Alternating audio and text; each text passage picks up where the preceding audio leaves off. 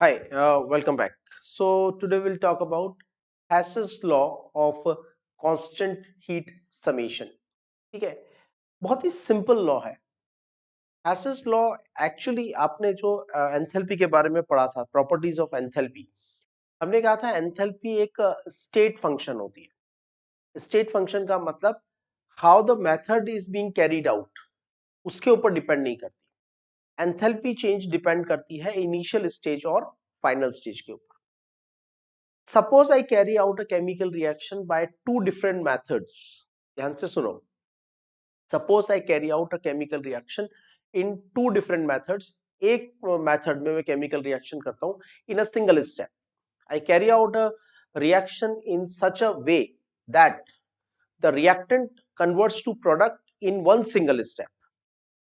Contrary to that, I change the reaction conditions and I carry out the reaction in such a way that the reactant changes to product but are not in single step. This process happens in the multiple step. ठीक है, initial reactant दोनों cases में same है और final product भी दोनों cases में same है। ठीक है, तो हैस लॉ के अकॉर्डिंग या स्टेट फंक्शन स्टेटमेंट के अकॉर्डिंग हम ये कह सकते हैं कि आपने मेथड ए से रिएक्शन किया हो या मेथड बी से किया हो, आपने सिंगल स्टेप में किया हो या मल्टीपल स्टेप में किया हो, अगर आपका इनिशियल रिएक्टेंट और फाइनल प्रोडक्ट सेम है, ठीक है, तो उसमें होने वाले एंथैल्पी चेंजेस भी सेम होंगे। हम इसको कह सकते हैं according to Hess's law, when a chemical reaction is carried out in single or in multiple step, the overall enthalpy change remains same. Okay, what I am saying is हम इसमें हैसेस law में क्या बात करते हैं, इसको केमिकल रिएक्शन की जगह पोटेंशियल एनर्जी के कंसेप्ट से डिस्कस कर लेते हैं। ठीक है, ये यहां पे ऑब्जेक्ट रखा हुआ है जिसका मास है m1, इसकी हाइट है h1, हाइट है h2 और यहां पे हाइट है h3। Just consider it to be m। ठीक है, अब हम क्या करते हैं, जब यहां पे इनिशियल स्टेज में है तो इसकी एनर्जी कितनी है, mgh1। अब मैं इसको ऑब्जेक्ट को उठा के यहां रख देता हूं। जब मैं इस ऑब्जेक्ट को उठा के यहां रखूंगा तो इसकी न्यू एनर्जी कितनी हो जाएगी, mgh2। मतलब फर्स्ट स्टेप में energy change, potential energy change कितना हुआ, mgh2 माइनस mgh1। एग्रीड। ठीक है, अब हम इस ऑब्जेक्ट को उठा के यहां से उठा के यहां रख देते हैं। अब हमारे पास हो गया mgh3 will be the energy, और सेकेंड स्टेप का एनर्जी चेंज कितना होगा, mgh3 माइनस mgh2। ठीक है, ये फर्स्ट स्टेप में होने वाला एनर्जी चेंज और ये सेकेंड स्टेप में होने वाला एनर्जी चेंज। तो टोटल एनर्जी चेंज कितना होगा, स्टेप 1 प्लस स्टेप 2। स्टेप 1 में एनर्जी चेंज हुआ mgh2 माइनस mgh1, और सेकेंड स्टेप में एनर्जी चेंज क्या हुआ, mgh3 minus mgh2। Okay, now simple, यहां पे mgh2 प्लस और यहां पे mgh2 minus, so this will cancel. तो ओवरऑल एनर्जी चेंज कितना आया, first step plus second step का मिला के एनर्जी चेंज कितना आया, mgh3 माइनस mgh1। एग्रीड। ठीक है, बेसिक सिंपल मैथमेटिकल कैलकुलेशन है। अब मैं एक काम करता हूं, मैं इस ऑब्जेक्ट को यहां से उठा के डायरेक्ट यहां रख देता हूं, एक ही सिंगल स्टेप में। Now I am not doing process in two steps, I am doing the process in single step. So मेरा जो मेथड 2 है, मेथड 2 में मैंने एक ही पाथ फॉलो किया है और एक ही स्टेप में ऑब्जेक्ट को फर्स्ट से उठा के थर्ड पे रख दिया। तो एनर्जी चेंज कितना होगा, फाइनल एनर्जी होगी mgh3, इनिशियल एनर्जी होगी mgh1। तो डिफरेंस कितना आया, mgh3 माइनस mgh1, और यहां डिफरेंस कितना आया था, MgH3 माइनस MgH1। इसका मतलब आप इस ऑब्जेक्ट को H3 पे लेके जाते हो इन सिंगल स्टेप, तो this is the energy change.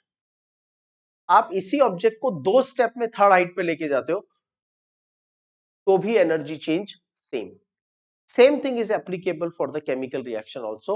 Whether a process is carried out in single step or in multiple step, overall enthalpy change remains same. ठीक है, so Hass's law का statement लिख लो। According to this law, total enthalpy change of the reaction remains same whether it takes place in the single step or it is carried out in the multiple or several steps। मतलब reactant A है और final product B है, ठीक है। अब मेरे पास A to B जाने के 2 मेथड हो सकते हैं, direct converting from A to B, और दूसरा कंडीशन हो सकता है A to C, enthalpy change H1, then C to D, enthalpy change H2, then D to B, enthalpy change H3। तो टोटल एंथैल्पी चेंज कितना हो गया, H1 plus H2 plus H3, that's the first condition, ठीक है। Second path, मैं directly A को convert कर सकता हूं B में। जब मैं A को डायरेक्ट B में कन्वर्ट करता हूं तो एंथैल्पी चेंज होता है डेल्टा H। तो हैसेस लॉ ये कहता है कि जो डेल्टा H है, दिस सिंगल स्टेप में होने वाला एंथैल्पी चेंज मल्टीपल स्टेप में होने वाले एंथैल्पी चेंज के इक्वल होगा। मतलब हैसेस लॉ ये कहता है कि delta H where you are carrying out the reaction in single step is equal to enthalpy of the sum of the multiple step, delta H2, delta H1 plus delta H2 plus delta H3। Okay, so enthalpy change in the path 1 is equal to enthalpy change in path 2। Okay, so that will be equal to this। Clear? This is the statement of the Hass's law। Now applications of the Hass's law। देखो basically Hass's law आपसे ये कहता है कि अगर हम इसका statement हमने देख लिया, स्टेटमेंट ये कहता है, प्रिंसिपल समझ लिया कि आप किसी रिएक्शन को एक स्टेप में करो, उसी रिएक्शन को 2 स्टेप में करो, फिर उसी रिएक्शन को 3 स्टेप में करो, तो मेथड 1, मेथड 2 और मेथड 3 में होने वाले एंथैल्पी चेंज सेम रहेंगे, क्योंकि अल्टीमेटली आपका रिएक्टेंट और प्रोडक्ट सेम है, ठीक है। इंटरमीडिएट्स बदल रहे हैं, ठीक है। तो ये हैसेस लॉ का ओरिजिनल स्टेटमेंट है। हैसेस लॉ का दूसरा स्टेटमेंट जो बनता है वो ये कहता है कि thermochemical equations can be added और subtracted like the normal algebraic equations. आप इसको सिंपल, किसी भी थर्मोकेमिकल इक्वेशन को सिंपल मैथमेटिकल इक्वेशन की तरह ट्रीट कर सकते हो। मतलब ये हुआ कि मैं आपको लिखता हूं, let's say I right carbon plus half mole of oxygen is equal to carbon monoxide. Enthalpy change, let's say minus X kilojoule. Okay. Now, carbon monoxide plus half mole of oxygen gives carbon dioxide, and let's say enthalpy change is minus Y kilojoule. तो Hess's law ये कहता है कि आप इन thermochemical equation 1 और thermochemical equation 2 को normal algebraic equations की तरह ऐड और सब्ट्रैक्ट कर सकते हो। सपोज मैं दोनों इक्वेशंस को ऐड कर देता हूं, दोनों इक्वेशंस को ऐड कर देता हूं, तो half mole oxygen plus half mole oxygen total 1 mole oxygen. Carbon monoxide on right hand side, carbon monoxide on left hand side, opposite side है, कैंसिल हो जाएंगे। Carbon and carbon dioxide, simple. तो enthalpy change कितना हो जाएगा, minus x plus minus y kilo. ये है Hess's law का बेसिक एप्लीकेशन। हैसेस लॉ आपसे ये कहता है कि भाई आप किसी भी थर्मोकेमिकल इक्वेशन को दो थर्मोकेमिकल इक्वेशंस को आपस में ऐड कर सकते हो, उनको सब्ट्रैक्ट कर सकते हो, किसी कोएफिशिएंट से मल्टीप्लाई भी कर सकते हो, एवरीथिंग इज अलाउड। ओके, किसी कोएफिशिएंट से मल्टीप्लाई करने का मतलब लेट्स सपोज मैं इस रिएक्शन को 2 से मल्टीप्लाई कर देता हूं, तो क्या हो जाएगा? 2 moles of carbon monoxide plus, sorry, 2 moles of carbon plus half into 2 is equal to 1 gives 2 moles of carbon monoxide. तो एंथैल्पी चेंज कितना हो जाएगा? -2x kilo joule. ये है हेसेस लॉ। आप थर्मोकेमिकल इक्वेशंस को किसी भी स्पेसिफिक कोएफिशिएंट से मल्टीप्लाई कर सकते हो, डिवाइड कर सकते हो, दो थर्मोकेमिकल इक्वेशंस को आपस में ऐड कर सकते हो, सब्ट्रैक्ट कर सकते हो। मतलब थर्मोकेमिकल इक्वेशन को आप नॉर्मल अलजेब्रिक इक्वेशंस की तरह डील कर सकते हो, right? It is not possible. If it is not possible to determine the experimentally the enthalpy of reaction, then it can be calculated by the Hess's law. देखो, कई बार ऐसा होता है कि किसी केमिकल रिएक्शन को एक्सपेरिमेंटली कंडक्ट करना possible नहीं होता, ठीक है? तो हम उसका एंथैल्पी चेंज कैसे फाइंड करेंगे? तो हम उसका एंथैल्पी चेंज एक्सपेरिमेंटली फाइंड नहीं करते हैं, हेसेस लॉ की हेल्प से फाइंड कर लेते हैं। अभी थोड़ी देर बाद हम इसका एग्जांपल देखेंगे। अभी आप इसकी एप्लीकेशन याद रखिए कि अगर किसी रिएक्शन का एक्सपेरिमेंटली उसको कंडक्ट करना पॉसिबल नहीं हो फॉर सम रीजन, या एक्सपेरिमेंटली उसको करने में बहुत क्विक रिएक्शन है, बहुत फास्ट रिएक्शन है, माइक्रो सेकंड में खत्म हो जाती है, हम उसका एंथैल्पी चेंज फाइंड नहीं कर पा रहे, या कोई केमिकल रिएक्शन है जो बहुत स्लो होती है, it takes hundreds of year to complete, तो उस पर्टिकुलर प्रोसेस में, उस पर्टिकुलर रिएक्शन में जो माइक्रो सेकंड में खत्म हो रही है या हंड्रेड्स ऑफ ईयर्स में खत्म हो रही है, इनके एंथैल्पी चेंजेस को आप फाइंड कैसे करोगे? उसके लिए हेसेस लॉ हमारी हेल्प करता है। कैसे करता है वो थोड़ी देर बाद एग्जांपल में देखेंगे, राइट? नाउ अनदर एप्लीकेशन, तो एक्सट्रीमली स्लो रिएक्शंस के enthalpy changes, extremely fast reaction के एंथैल्पी चेंजेस हम कैलकुलेट कर सकते हैं। Similarly ionization of weak acid and ionization of weak base, right? It is useful to calculate the calorific value of the fuels, ठीक है? Calorific value का मतलब होता है सिंपली 1 ग्राम फ्यूल का कंबशन करने पे, 1 ग्राम फ्यूल का कंबशन करने पे कितनी हीट रिलीज होगी, राइट? जैसे मैंने लिया 1 gram coal, 1 gram diesel, 1 gram kerosene, 1 gram CNG, 1 gram of the different fuels I have taken, ठीक है? तो by the help of the Hess's law, बिना एक्चुअल कंबशन किए हुए हम ये बता सकते हैं कि 1 ग्राम कोल से कितनी एनर्जी मिलेगी, 1 ग्राम केरोसिन से कितनी एनर्जी मिलेगी, या 1 ग्राम डीजल से कितनी एनर्जी मिलेगी, या 1 ग्राम किसी भी फ्यूल से कितनी एनर्जी मिलेगी। That can be calculated by using the Hess's law, ठीक है? अब देखो, ये हेसेस लॉ का थियोरेटिकल पार्ट हो गया, लेकिन हमेशा याद रखना हेसेस लॉ की जो मेन एप्लीकेशन है वो है इसकी न्यूमेरिकल, ठीक है? लॉ आपने पढ़ लिया, बहुत शॉर्ट में मैंने आपको दोबारा 3 चीजें आपको याद रखनी है। बेसिकली पूरे हेसेस लॉ में आपको 3 चीजें थियरी में याद रखनी है। नंबर 1, ध्यान से सुन लेना, 3 हाइलाइटेड पॉइंट है हेसेस लॉ की थियरी में।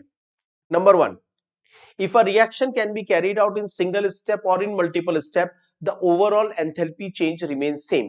अगर किसी रिएक्शन को आप सिंगल स्टेप में या मल्टीपल स्टेप में कर सकते हो, सेम रिएक्शन को, तो भी दोनों ही कंडीशंस में, सिंगल स्टेप में as well as in multiple step में होने वाले ओवरऑल एंथैल्पी चेंज सेम रहते हैं। नंबर 1। नंबर 2, हेसेस लॉ के अकॉर्डिंग हम थर्मोकेमिकल इक्वेशंस को नॉर्मल अलजेब्रिक इक्वेशंस की तरह ट्रीट कर सकते हैं, उन्हें ऐड कर सकते हैं, उन्हें सब्ट्रैक्ट कर सकते हैं, किसी कोएफिशिएंट से मल्टीप्लाई और डिवाइड भी कर सकते हैं। नंबर 3, हेसेस लॉ को हम यूज करते हैं to find the enthalpy change in such reactions which are otherwise very difficult to carry out experimentally. अगर किसी रिएक्शन को एक्सपेरिमेंटली करना बहुत डिफिकल्ट है, क्योंकि वो माइक्रो सेकंड्स में खत्म हो जाती है या हंड्रेड्स ऑफ ईयर्स में खत्म होती है, या किसी रिएक्शन का एक्सपेरिमेंटल एंथैल्पी डिटर्मिनेशन डिफिकल्ट है फॉर सम रीजन, ठीक है? तो अब बेस्ट है हम उसमें हैसेस लॉ की तरफ से उसको हैसेस लॉ यूज करके हम उसका एंथैल्पी चेंज फाइंड कर सकते हैं। ठीक है, सो अब देखो इसकी न्यूमेरिकल एप्लीकेशन, ये सबसे इंपॉर्टेंट है। अल्टीमेटली हैसेस लॉ के न्यूमेरिकल्स हमारे लिए सबसे इंपॉर्टेंट होते हैं। क्वेश्चन है कि आपको एक इक्वेशन दिया हुआ है, CO2 plus H2 gives CO plus H2। ठीक है, ये एक इक्वेशन दिया हुआ है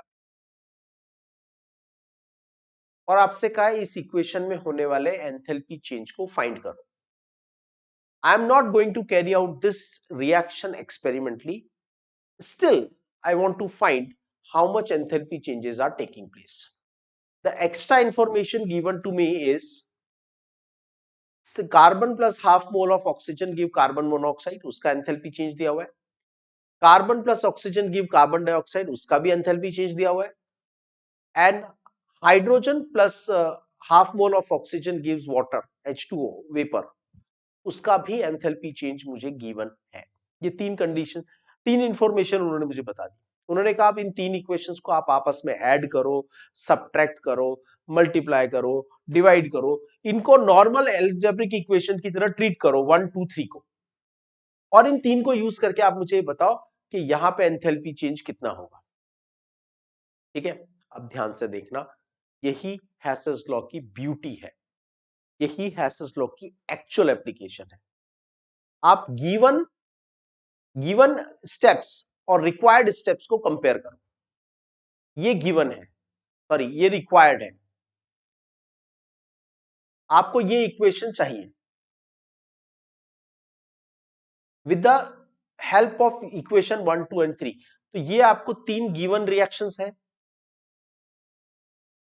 और ये रिक्वायर्ड रिएक्शन आपको बनानी है by using the given reactions. ध्यान से देखना एक एक स्टेप। कार्बन डाइऑक्साइड कहां दिया हुआ है, रिक्वायर्ड रिएक्शन में कहां दिया हुआ है, रिएक्टेंट में। कितना दिया हुआ है, 1 मोल। नोटिस किया आपने, जो रिएक्शन रिक्वायर्ड है उस रिएक्शन में मुझे कार्बन डाइऑक्साइड चाहिए, इनर रिएक्टेंट, और कितनी चाहिए, 1 मोल चाहिए। ठीक है, मेरी सेकेंड इक्वेशन में कार्बन डाइऑक्साइड 1 मोल दिया हुआ है, लेकिन ये कार्बन डाइऑक्साइड दिया हुआ है प्रोडक्ट में और यहां मुझे कार्बन डाइऑक्साइड चाहिए रिएक्टेंट। तो आप इस इक्वेशन को रीअरेंज कर सकते हो, नॉर्मल अलजेब्रिक इक्वेशन। एलएचएस को आरएचएस में ले जाओ, आरएचएस को एलएचएस में ले जाओ। जब आप इक्वेशन को रिवर्स करोगे तो एंथैल्पी का साइन चेंज हो जाएगा। मतलब आप इक्वेशन को रिवर्स करके लिख सकते हो।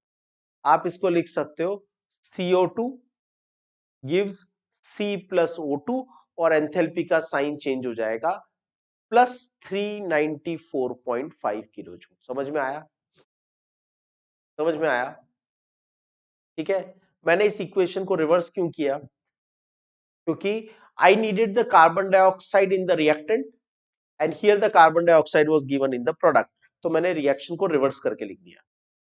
Now I need dihydrogen in reactant 1 mole, I have already dihydrogen in reactant and that too is 1 mole। तो इक्वेशन 2 को मैंने रिवर्स कर दिया, रिवर्स कर दिया मतलब उसके आगे माइनस साइन लगा देते हैं। इक्वेशन 3 में मैंने कोई चेंज नहीं किया, उसको एज इट इज ले लेते हैं। अब मुझे चाहिए carbon monoxide in product, I need carbon monoxide in the product 1 mole. Equation 1 में कार्बन मोनोऑक्साइड दिया हुआ है इन प्रोडक्ट 1 मोल, मतलब equation 1 I can take as it is. अब आप इन तीनों इक्वेशंस को ऐड करके देखो क्या होता है। ठीक है, तो हैसेस लॉ के according carbon dioxide is needed in the reactant but it is given in the product. so what I'll do is I'll reverse the equation 2। Equation 2 को रिवर्स करने के बाद एंथैल्पी का साइन माइनस से हो जाएगा plus. उसके बाद dihydrogen I need in the reactant and it is already given in the reactant, so equation 3 can be taken as it is, right? Then I need water in a product, water in a product which is already there in the product, कोई problem नहीं है, right? Carbon monoxide in a product, and here also carbon monoxide is given in the product. मतलब equation 1 can be taken as it is. Okay, now we add all three equations. Equation 2 को reverse कर दिया, equation 3 और 1 को as it is ले लिया, अब तीनों को ऐड कर देते हैं. ठीक है, जब तीनों को ऐड करेंगे तो ये कार्बन से कार्बन कैंसिल हो जाएगा, क्योंकि एक LHS में एक RHS में. ऑक्सीजन से ये 1 मोल ऑक्सीजन, और लेफ्ट हैंड में half plus half 1 mole oxygen, ये भी कैंसिल हो जाएंगे, राइट? तो ओवरऑल इक्वेशन क्या बन जाएगी? CO2 plus H2 gives CO plus H2. और अब इन एंथैल्पी चेंजेस को ऐड कर दो. 394.5 minus 242.6 minus 110.5, overall enthalpy change आ जाएगा plus 41.4 kilo joule. Got it? तो हमने यहां पे क्या किया, गिवन रिएक्शंस को रिक्वायर्ड रिएक्शन से कंपेयर किया. गिवन रिएक्शन को रिक्वायर्ड रिएक्शन से कंपेयर किया, और रिक्वायर्ड रिएक्शन के अकॉर्डिंग, इसके अकॉर्डिंग आपने गिवन रिएक्शंस को मॉडिफाई किया. मॉडिफाई इन द सेंस, जैसे कार्बन डाइऑक्साइड यहां दिया हुआ है प्रोडक्ट में, लेकिन मुझे चाहिए रिएक्टेंट में, तो मैंने 2 को रिवर्स करके लिख दिया. ठीक है, कार्बन मोनोऑक्साइड रिक्वायर्ड है प्रोडक्ट में, गिवन है प्रोडक्ट में, इक्वेशन 1 को एज इट इज ले लिया. वाटर रिक्वायर्ड है प्रोडक्ट में, गिवन है प्रोडक्ट में, इक्वेशन 3 को एज इट इज ले लिया.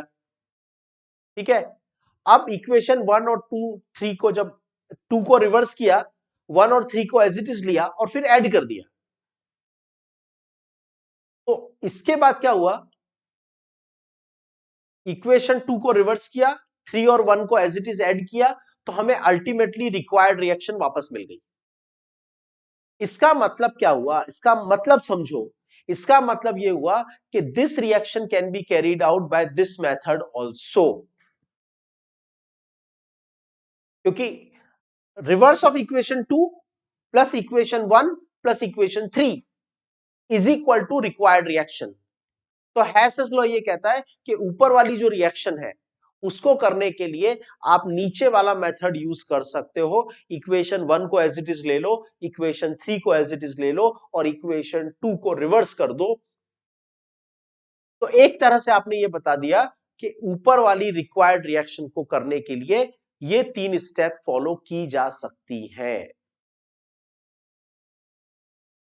और हैश लॉ क्या कहता है कि अगर ये 3 स्टेप फॉलो कर सकते हो, तो इन 3 स्टेप में होने वाला एंथैल्पी चेंज का टोटल इस रिएक्शन के एंथैल्पी चेंज के इक्वल होगा. That is the हैसेस law of constant heat summation. Okay, so always remember हैसेस law के 3 statement, 3 theory part. Number 1, overall enthalpy change remains same even if a reaction is carried out in single step or in several step. किसी reaction को आप एक step में करो या multiple steps में करो, अल्टीमेटली होने वाला एंथैल्पी चेंज सेम रहेगा, क्योंकि एंथैल्पी एक स्टेट फंक्शन है. Number 2 statement, thermodynamic or thermochemical equations can be added or subtracted like the normal algebraic equation. Number 3, Hess's law की application क्या है? Without actually carrying out the chemical reaction, we can find the enthalpy change. बिना reaction को किए हुए आप enthalpy change find कर सकते हो. ठीक है, एप्लीकेशन नंबर 4 जो यहां पे हमने किया वो न्यूमेरिकल होता है. न्यूमेरिकल में हमेशा आपको एक रिक्वायर्ड रिएक्शन दी होती है और 2-3 गिवन रिएक्शंस होती है. उन गिवन रिएक्शंस को आपको रिवर्स करना है, ऐड करना है, सब्ट्रैक्ट करना है, जो करना है कर सकते हो. लेकिन गिवन रिएक्शंस को इस तरह से मॉडिफाई करो, जैसे हमने यहां इस एग्जांपल में किया, 2 को रिवर्स किया, 1 और 3 को एज इट इज लिया. ऐसे ही आपको बार बार प्रैक्टिस करना है. ठीक है, पर गिवन रिएक्शंस को इस तरह से एडजस्ट करना है कि आपको वापस रिक्वायर्ड रिएक्शन मिल जाए. ठीक है, so that's all about the Hess's law. You have to have multiple times numerical practice for Hess law. It is very much required. There are very good questions given in the NCERT exercise regarding the Hess's law. So please have a very nice practice. ठीक है, theory पढ़ना एक बात है, ठीक है, लेकिन Hess's law के न्यूमेरिकल की बहुत अच्छी प्रैक्टिस आपकी होनी चाहिए.